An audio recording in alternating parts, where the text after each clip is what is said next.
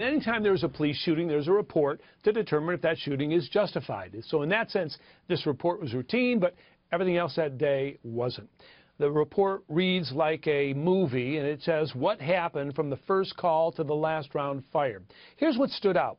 Officers arrived at the scene in 8 minutes. A witness identified the shooter as Saeed Farouk. And from that, police learned that he'd rented a black SUV. And then they called the rental car company, who gave them 2 cell phone numbers. And with that, Verizon was able to ping the numbers to get their location, which is how police picked up the trail.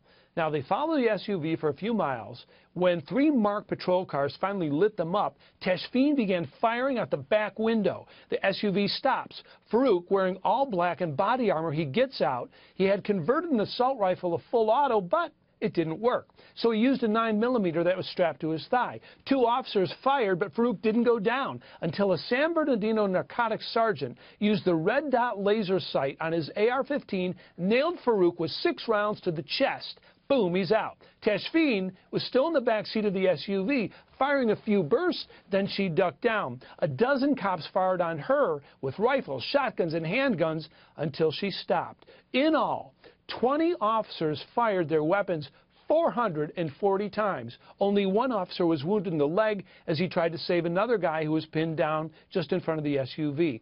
Farouk and his wife, they fired 80 rounds. Saeed was hit 27 times, Tashfeen 15, but the 2 terrorists had on their person or in the car, get this, 1,617 additional bullets, mostly in preloaded magazines. Based on all the facts, Shannon, police concluded that the use of deadly force here was proper and legally justified.